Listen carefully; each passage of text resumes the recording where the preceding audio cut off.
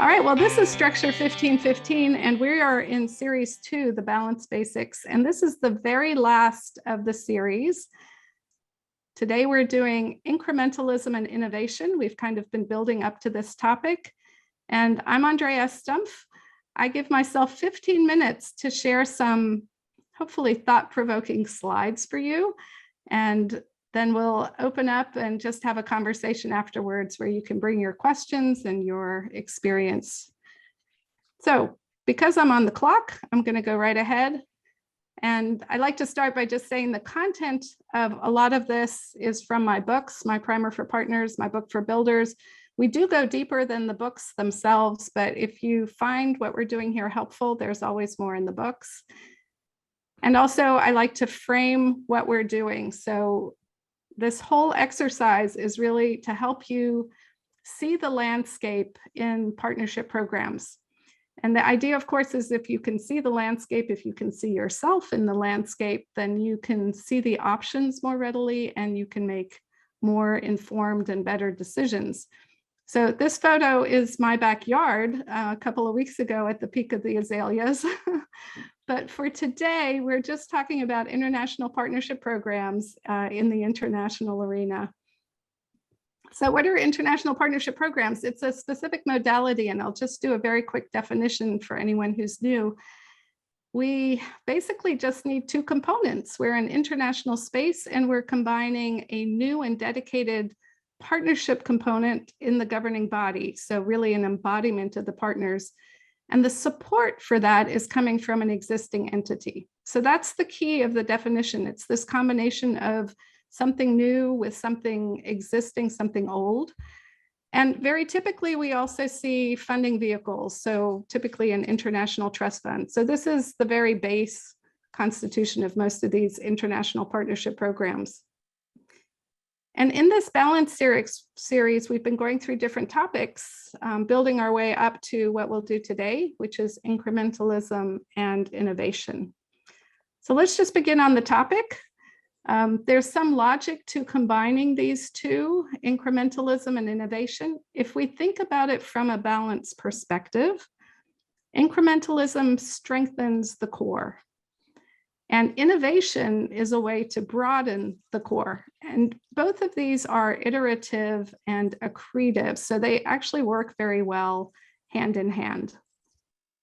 If we take them individually, let's start with some thoughts about incrementalism. We can think of incrementalism in the partnership structure space as really growing by phasing. And again, from a balance perspective, this kind of incremental approach can keep you from tipping over or maybe going under. And the reason I like to emphasize this part of building partnership programs is because it's perfectly okay. And it's good to just say that. It's perfectly okay to start small and to grow over time. And in fact, it's really the natural order of things. And to do incrementalism with a slightly structured way. I mean, partnerships are very organic, so they will tend to be incremental anyhow. But if you'd like to give it a little bit of structure, then a useful way to do that is to think about phasing. And in phasing, where you go from, say, phase 1 to phase 2, it's really nice to do this with a bit of a view, like a longer term perspective. Phasing actually has some real benefits in that, for example, it gives you the kind of breathing room that you might want to go from level to level. You can think of it as a kind of rest stop. And in that space, in that breathing room that you create between one phase and another phase, you can actually build in time for lessons learned and for adjustments. So for example, you can start your partnership in year 1, and you can say in year 2, year 3, we're going to do a midterm review. We're going to take a pause. We're going to look at what we've been doing. We're going to look back. We're going to look forward. We might make a few adjustments, and then we'll move on to phase 2. So in this process, it also lets you revisit the essentials that you first were convening around and maybe reaffirming the consensus. So there's also a consolidation effect when you do this. And to make it a little more concrete, I'm just going to give you a very quick example. This example is described in my book. This is the OFAP because of course we like our acronyms and we can't do this without a brand name that's really catchy. So this is the Outcomes Funded Approach Partnership Program, the OFAP. And I've described it as having 3 phases. There's kind of a founding phase, phase 1, then we move on to a consolidating phase, phase 2, and then we might have a scale up phase, phase 3. And concretely, in that first phase, we might have a very limited approach. So maybe it's just a single sector and some select beneficiary countries. And what we want to do is we want to test out multiple modalities. So maybe it's enough to just have a multi-donor trust fund with some light governance and put the emphasis on these operations and test out these different ways of doing something. But then at a certain point, we may be ready to evaluate those. So we could move into our consolidating phase once we've seen which maybe 1 or 2 modalities are really successful. So at that point, we could consider expanding our governing body, maybe adding some more donor funding for projects, and potentially doing these modalities in more countries. So we keep building more of our track record. And by the time we get to phase 3, we've actually built up our technical expertise. We have a track record, good fiduciary framework that's been working. And maybe it's time to scale up so that we use these successful modalities in potentially more countries, but also more sectors. And at that point, we might even want to have multiple multi-donor trust funds, because then donors can choose which sector they want to be participating in, but it could be still be the same governing body and maybe an updated charter. So that would be a very rudimentary example of phasing, going from one to another. And in this context, it's really helpful if the phasing happens with a continuous supporting entity. So providing those secretariat and trustee services in a way that really enables continuity through these different phases. But also, as we've been saying, this kind of life cycle approach is really helpful so that the donors and the other partners are coming along with you from inception to operation to the transformation, and then ultimately to some form of closing. And as you can see, in this sense, when you do partnerships this way, it's not just some big bang. It's actually a bit more of an expanding universe. At the same time, it's helpful potentially to still do a launch, to have maybe an event or a press release, to be able to say, okay, we are starting, give it a bit of a bang at the beginning. But at the same time, this kind of phasing or incremental approach allows you to promise a little bit less and deliver more. So you can really manage expectations, set your goals, and then work towards that progress over time. So this way, you're really doing 2 things. You're acknowledging the accomplishments, like you are launching your partnership, but you're also building in the notion that there are some limitations and that you'll be working towards something larger over time. So it sets a realistic tone. It lets you praise and engage once at the beginning, but also multiple times as the different phases continue. So just very quickly, maybe this kind of raises the question, what is a launch, right? So I guess I would just, a little aside here, say that there's no real definition to, there's no one answer to how you launch your partnership or even what it takes to launch it. I've seen launches kind of happen around the establishment of a trust fund, like maybe the first bilateral contribution agreement is signed and then the partnership is launched, or at least the trust fund is launched. But you can also launch around the establishment of the governing body. So it might be that first meeting when the governing body meets, and it can be confirmed in the minutes of that meeting. Or maybe at that meeting, the governing body is adopting a charter. So that would be another impetus for launch, that the effectiveness of that adopted document creates the partnership. But I've also seen it happen that it was just the issuance of the press release. We are, and therefore it's a partnership. And that can work as well. So it's really individual circumstances that will determine what's appropriate for a quote unquote launch. And incrementalism, in a way, allows you to do a kind of a soft launch or even multiple launches over time.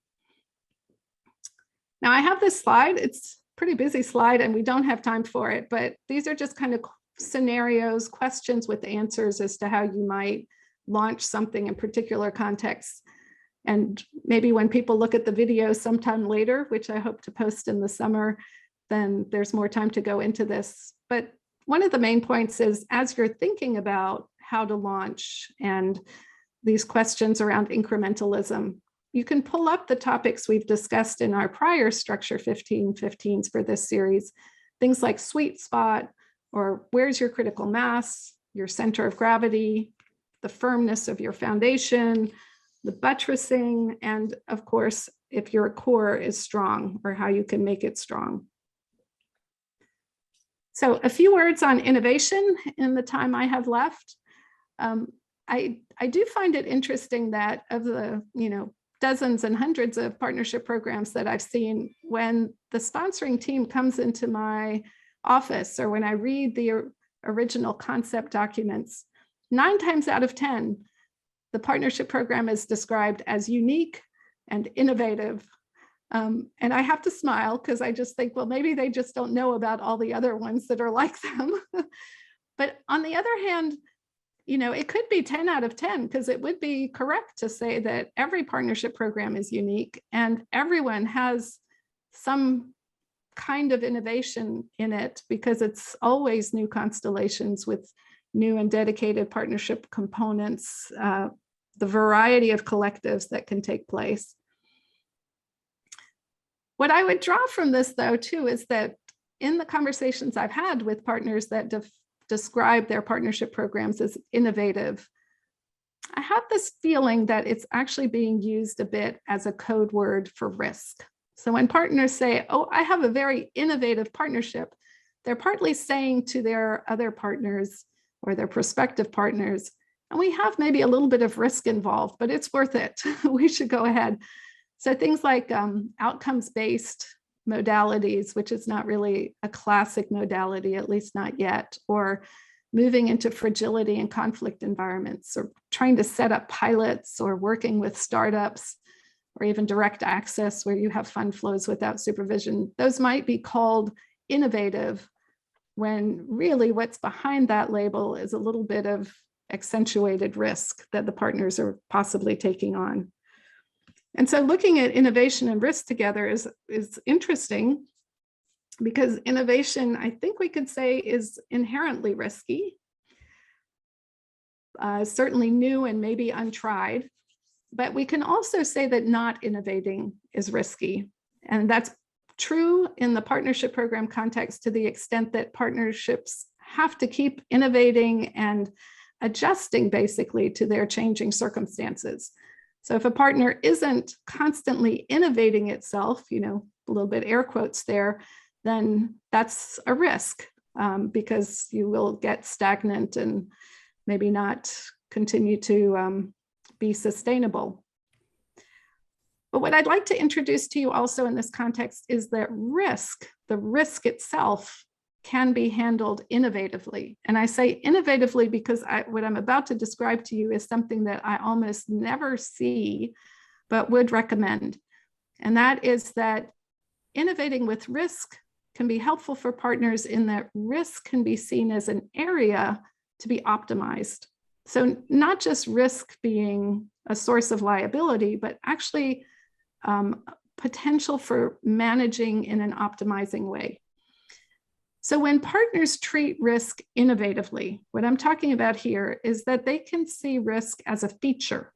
They can actually treat it as a partnership element, and in a sense, they can collectivize their risk. The way to do this is to really gather some kind of consensus about their risk appetite, and in that sense, to proceed with their eyes wide open collectively. And then when the worst happens, no one is surprised. Everyone is prepared because we all acknowledge that this was risky, but we wanted to go ahead. So this was within our collective risk appetite. And at that point, we were still agreeing that the alternative was better than not taking the risk. So if I were to give you a bottom line for that, collectivizing risk in this way means, on the one hand, that potential risk becomes a calculated decision point within the partnership. It's partnership owned. And then realized risk. So if something actually does happen, if the worst happens, it becomes more of a lessons learned than a liability. And then you can build on whatever happened. And again, taking that incremental view, you just move from one to another, from one increment to another, from one phase to another, based on how the risk turns out. So it's time for me to close. Time is up, and I'm just going to do my partnering to go, which is always a quote from one of my books. So this is from my book for builders, where I wrote, incrementalism dovetails with innovation. Some partners want to stretch their resources into new modalities or push the envelope into riskier arrangements, or depart from established business lines or color outside the lines of existing policies and procedures. Institutional support or donor contributions or partner buy-in may not be forthcoming without proofs of concept or beta runs and pilot projects, but that could perhaps still happen step by step, incrementally. So thanks so much to everyone for listening. We will be taking a summer break after this, and then I'm really open to your suggestions on whether there should be a series 3 or do something else. But for now, let me just stop the share and we can go right into a conversation. And good to see so many of you here for this last Structure 1515. So I'm looking for that intrepid individual who would like to launch, and maybe there was something thought-provoking in the slides that you just saw. Yes, Jane, hands up. Excellent. I think you really hit on one of the central features of these partnerships with the risk issue, because at least the ones that I was familiar with, there was kind of a hot potato approach to this, which is, yeah, we all want to do something innovative, but we want to pass that hot risk potato to somebody we know will be responsible for it. And we can, make claims again. The bank has very strong policies on reimbursing trust funds if they're misspent funds. We've gotten a lot clearer about not guaranteeing results, but anyway, I do think that is like one of the central issues, and the kind of frank conversations you propose, I think, are absolutely critical. What you say about collectivizing risks, that was actually a big part of the early definitions of partnership programs that were proposed by IEG and others, including our GPP group way back in the day.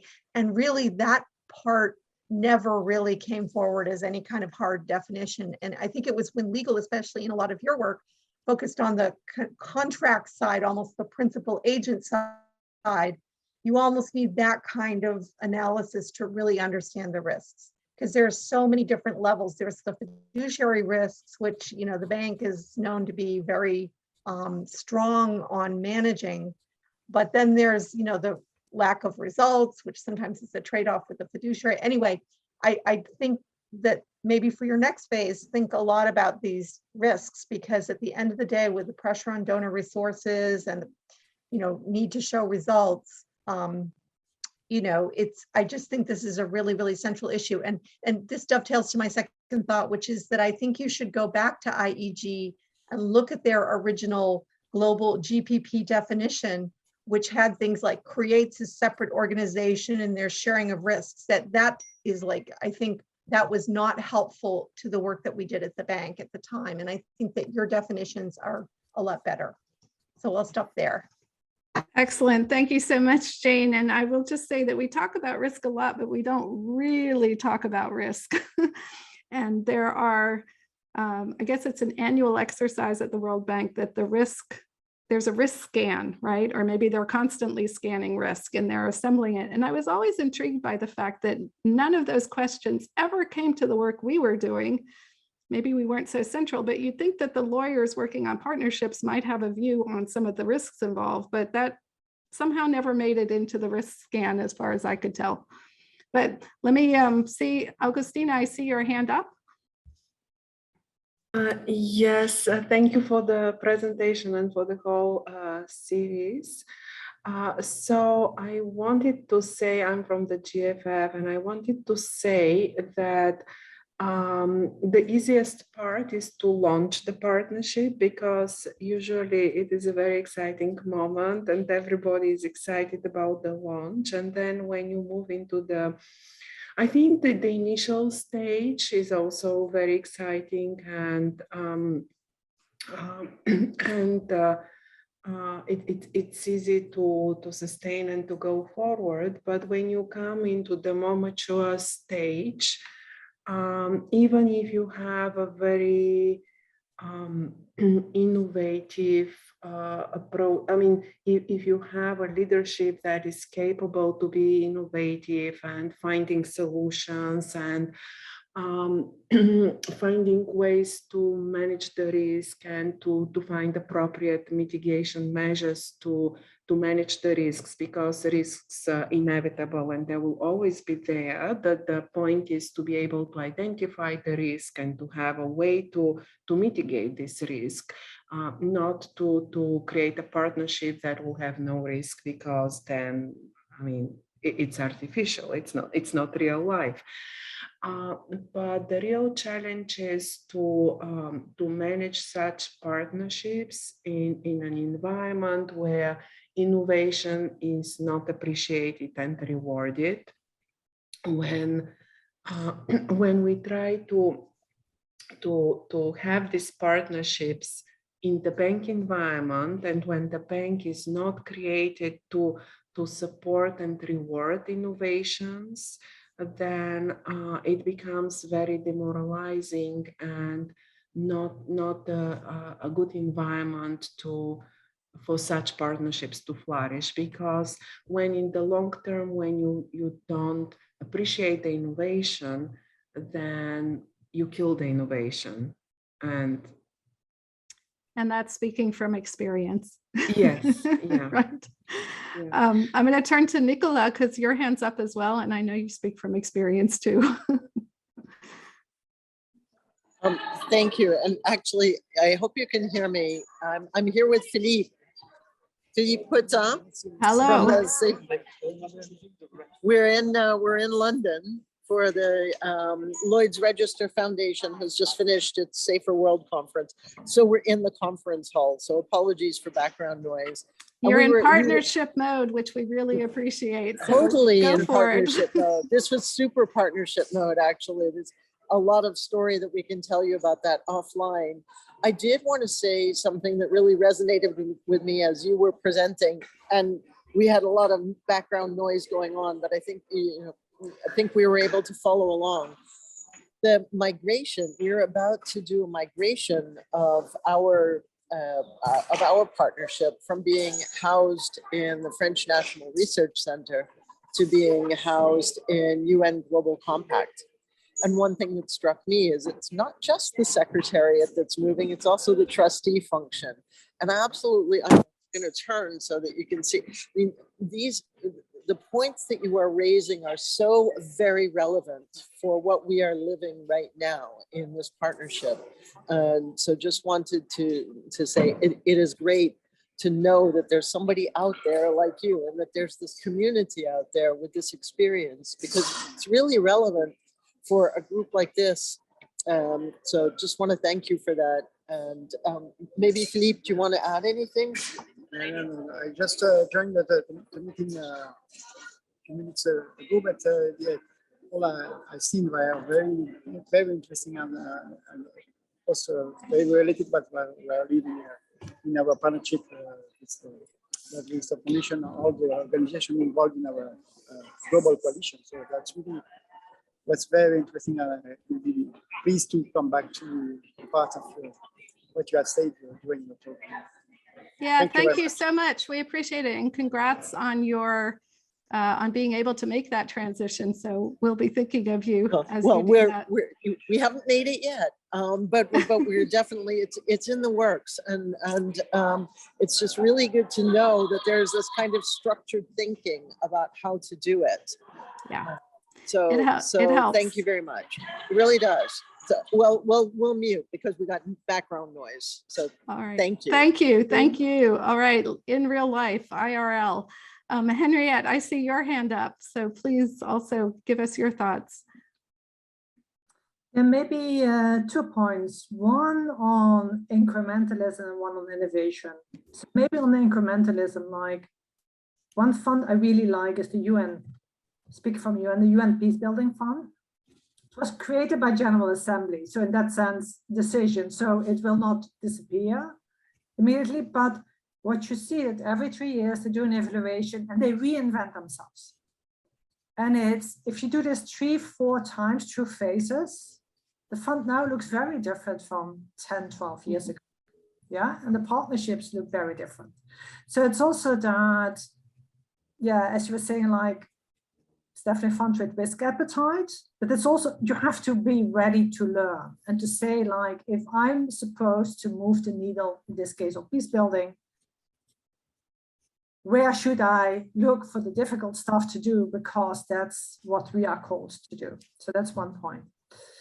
The other point I wanted to make is also on risk appetite, but also the risk appetite from trustees and secretariats and institutions like the UN and the World Bank who take this role. And having worked with the bank, that's where I know Andrea from, having worked at the MPTF office, I see very different risk profiles and capacities to take risk. And it's precisely because institutions are very different and their mandates are different. So if I look from my previous office, there are fund ideas coming which you say, we have no clue how we are going to do this. But this seems like something we should pick up. We'll figure it out. We'll see if it gets money or it doesn't get money. More women in peacekeeping operations. How do you do this? Yeah. Whom do you fund? Many different things. And what I think is important, it's the risk taking and the learning, but also looking at a portfolio approach for the funds that you have. Because ultimately, if a fund, so to speak, is not really capitalized, doesn't take off, you can say it's a failure. But it's also, you always make friends, you always learn, and then 2 years later, oh, that idea that we had to develop for this fund is applicable for this. So it's also, I think, being clear how much risk you can take as is very important. Let me stop here. All right, very good. Thank you, Henriette. I want to make sure others also have a chance to talk. So any other thoughts or reactions, questions?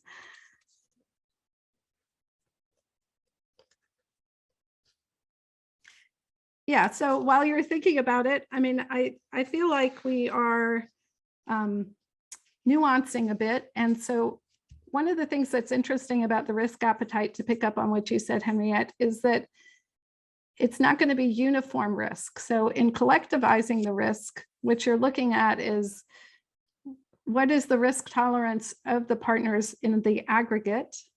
And I think what Jane said in the beginning, it's one of the instincts of the partners is to push the risk to someone else. So in all fairness to everyone, it's really good to just recognize where the risks are.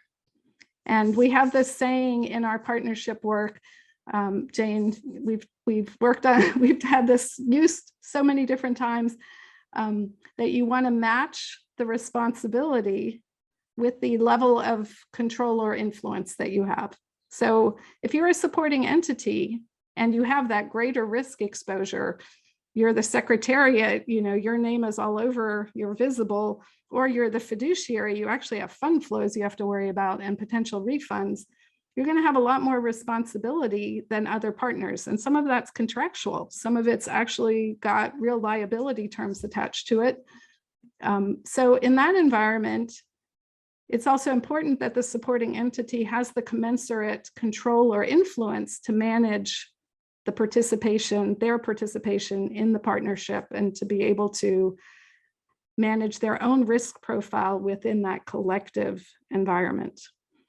but it's really helpful for everyone to be aware of it. So rather than just make it subterranean and the World Bank or the UN has to worry about its risk profile, it should be something that everyone is owning and appreciating the supporting entity's exposure and risk profile as something that everyone is going to be respectful of or give that kind of control and influence to the supporting entity. I say a lot about that in my book, partly because in many ways, the supporting entity, we don't even use that word. That's a word I've brought to the table. It's not really identified. And if you don't identify the entity as a legal thing underpinning the support of the partnership, it's not obvious that you'll attach a risk exposure or risk profile to that entity.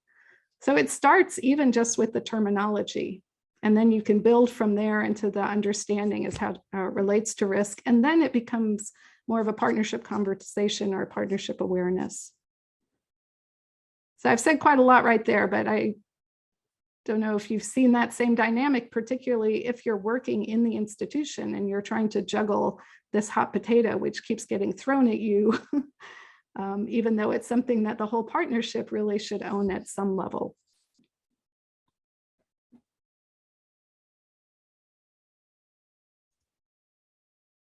I mean, maybe I should just ask the question for those of you who are architects in this environment, either as lawyers or as sponsors of these partnership environments, especially in the early honeymoon phase, Nicola, where you are right now, are people glossing over risk, or are they thinking about risk?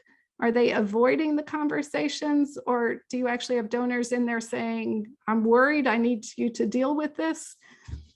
Do you find that donors are, once they sign the dotted line and say, here's my money, you take care of it, that they kind of feel like they're done and, they don't need to worry about the rest?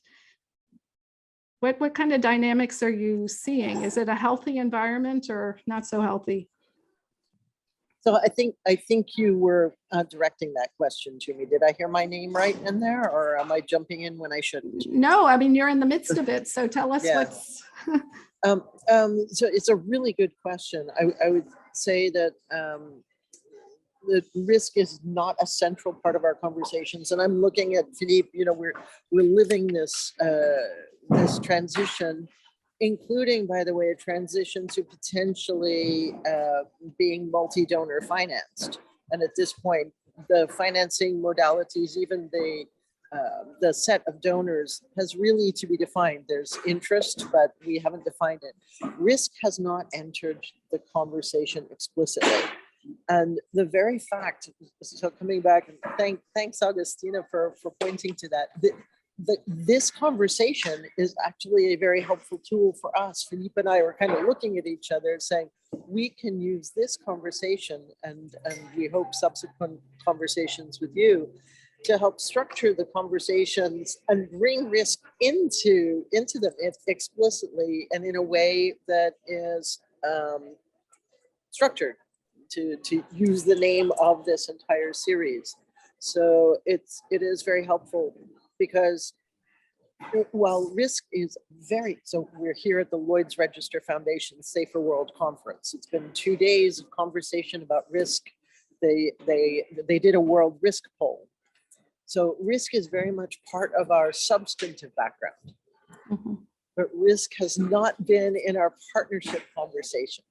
So risk is, of course, every day a part of the seaweed farmers, the seaweed processors, all of our seaweed stakeholders. They are living their risk every day, and we do have those substantive conversations. But perhaps because of that, we forget to bring it in, or we talk about other aspects. We don't bring it into the partnership conversation. On the strength, though, of this meeting, we certainly will.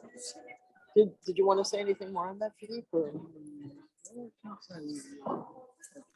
Yeah, and maybe I should just say, I mean, part of what this presentation today, the slides we're driving at, is that you can bring risk into the conversation without necessarily having to talk about risk per se, so that we could keep it positive. This isn't, doomsday, and so day one, we're so worried about risk. No, it's really flipping it to be able to say, we can manage this. We can be incremental. And I love what Henriette said, that, you know, every 3 years, this thing keeps morphing into something else. You know, it's almost like the risk is in there. And as you identify, you make shifts and you keep managing, but we're not talking about risk per se. We're just talking about this very organic process and allowing ourselves the space to do the risk analysis, because we know it will be helpful. We expect it to be necessary, but we don't have to call it, oh, in three years, we're going to do a risk scan. No, we're going to do that midterm review, and we're going to have that next phase and so on. And innovation, I think, is the same thing. We can talk about innovation knowing that there's a piece of risk in there and that we give it a different label, partly because we want to highlight it and make it part of a more explicit conversation. But it doesn't have to be negative. In fact, talking about innovation is really positive, and then we own it. And then we, you know, if it doesn't work, if the pilot's not very good, that's not failure, that's a lesson learned. And then we move on to the next. I do see some nodding heads. So maybe I'm gonna pick on Paul, being the lawyer in the room here, in addition to me. And I know that, you know, you're drafting with risk in mind, and, you know, Sophie's here as well. So maybe Sophie, you'll have a chance to say a word or two, but it'd be interesting to hear a legal perspective on, you know, would you think I'm on the right track, or do you think more is needed?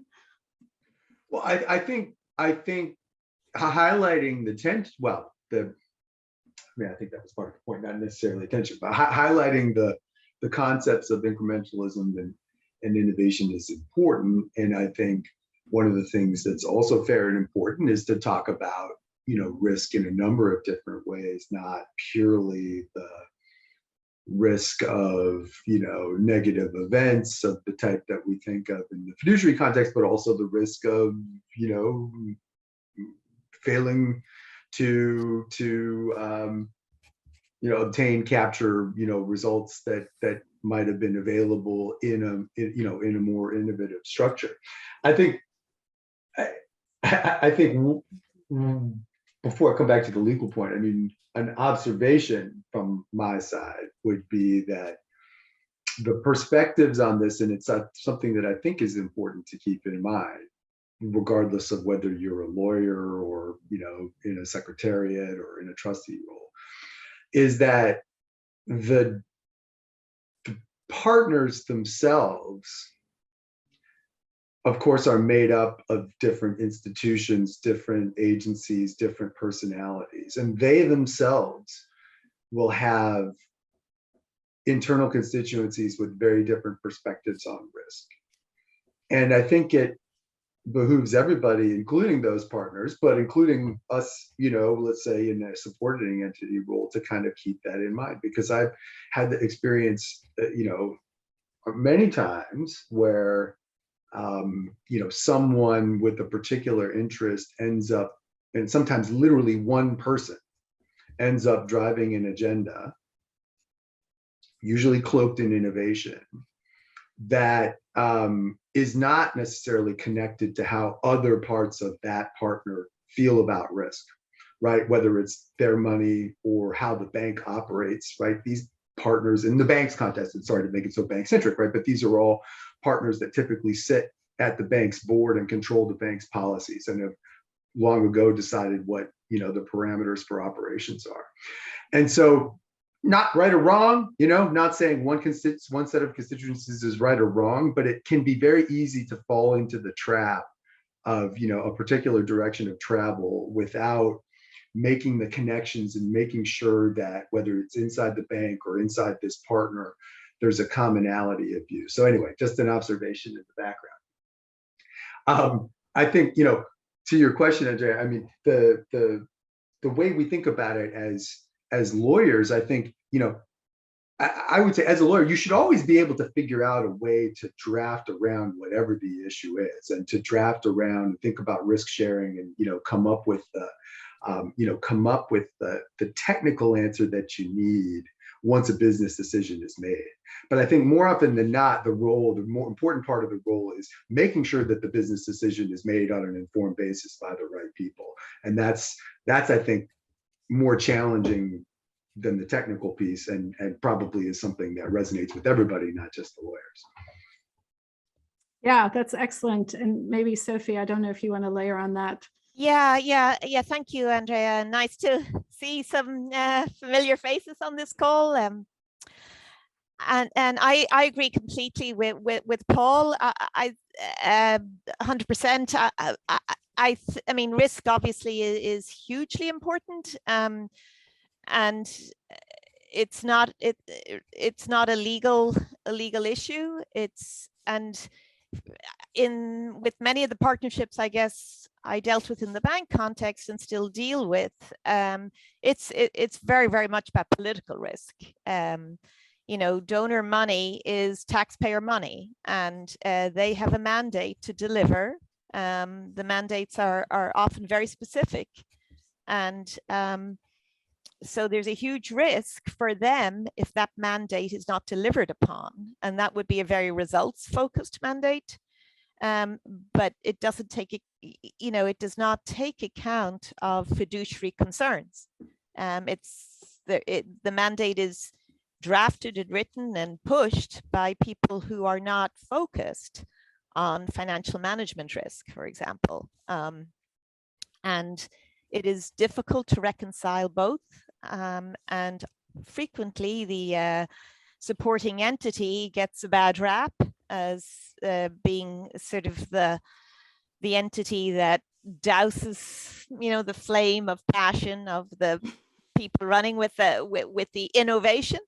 But the reality is often that supporting entity is thanklessly protecting the funding flows and the real accountability for the money that is hard-earned money and in scarce supply. So that is one piece of it. The other piece that I think is interesting, and you haven't touched on that much, Andrea, recognizing is you can't touch on everything, but I think for the immediate future, the huge growth area is obviously trying to combine public and private money, because over and over again, we see that the really large amounts of money that are available are in the private sector, not the government. And they do have a different risk profile. Foundations are much more able to take risk. They don't want reputational risk, but they can take business risk, and they often have business-focused people running them. When you try to combine that mindset and that liberty with sovereign money, which comes from a very different set of precepts, there are huge challenges. And yet it's essential to figure out a way to address those challenges if we want that money to be applied to development needs. And I think, I don't have any answers, but I think there's, you mentioned about, in one of your comments, Andrea, about having a separate maybe advisory council or whatever for the private sector money, but in a number of things I'm involved in, the effort is actually to create common pools of funding and common governance around pools of funding. And that is very, very challenging because the authorizing environments of the money are very different. Absolutely. And you're touching on so many things that we could explore more fully.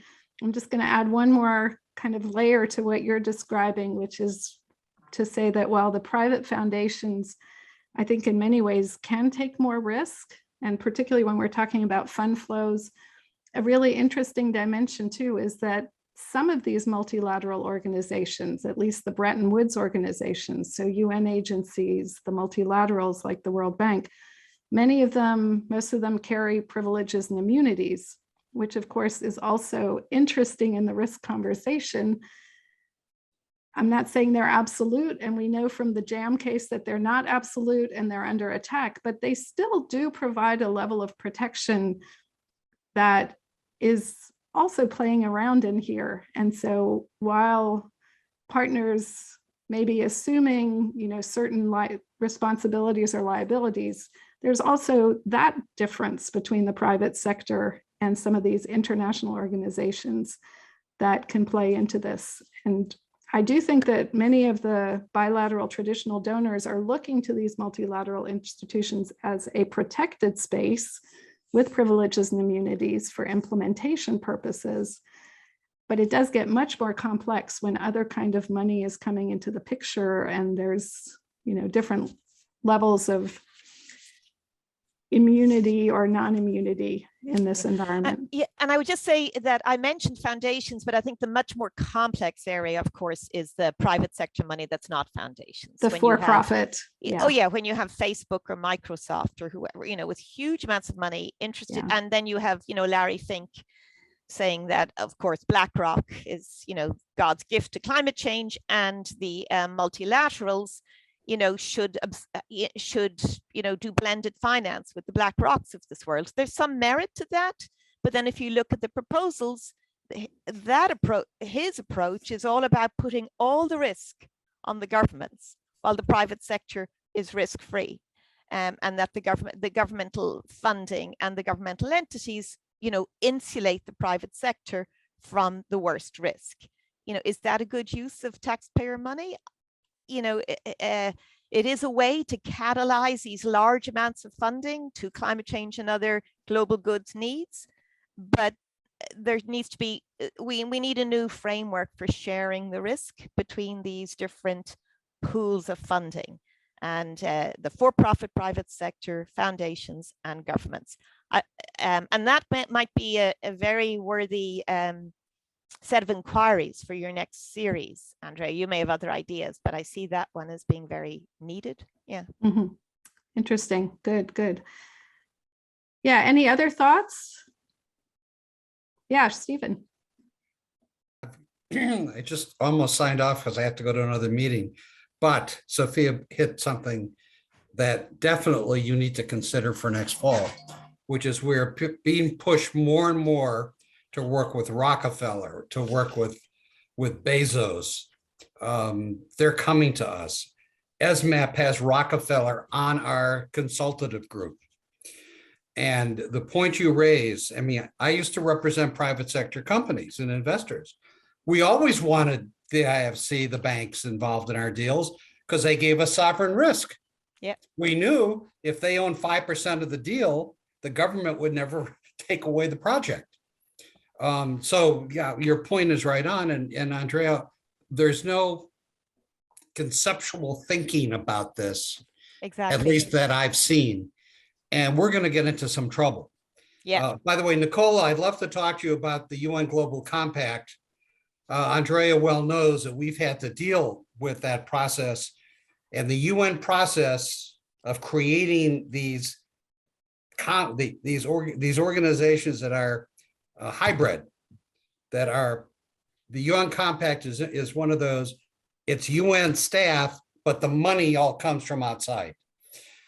We could love to talk to you about that, offline. But you talk about I would risk, love to. and you should know that the UN legal department hates the UN Global Compact. Yeah. Hates them because they didn't participate in creating it. It was all done by outside lawyers. The same with the UN Foundation's relation. It's a relationship agreement. You should look very carefully at what the UN Compact's relationship agreement is with the UN. That sets out things. But it's a very dicey arrangement when you have a staff that's UN staff, the money comes from the outside. It's interesting. Andrea and I, that's how we met, across the table, throwing knives at each other over this very subject. Oh, please. Well, you know what I mean. Andrea was the voice of reason, and I'm trying to push through this crazy, compact idea on energy. But the point is, it's really dicey, and you talk about risk, and half of that organization responds to member states of the UN. So we can talk about it offline. And before I jump again, what Sophia said, Andrea, guidance is going to be necessary as we're all being pushed into these partnerships. and the bank has its partnership department, and we've already gone down the road with Gates and others. But it's going to be huge in the climate. There is hundreds of millions of dollars sloshing around, and a lot of it wants to come in our direction, the direction of the development banks.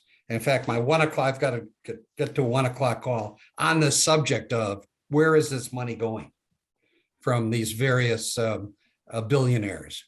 It's it's something that isn't well thought out as everybody's scrambling for the money. These discussions are just not being had. So with that, Andrea, does that give you some ideas for class next semester? That we can. I just need you all to sign up, because it's not something where I can just present answers or even many of the thoughts. It's really Okay. would be a collective effort. But it's very interesting because on the one hand, most of what all of you have been talking about are things that are happening like in the here and now. This is in real life, this is as we go. This is sui generis, to use that phrase.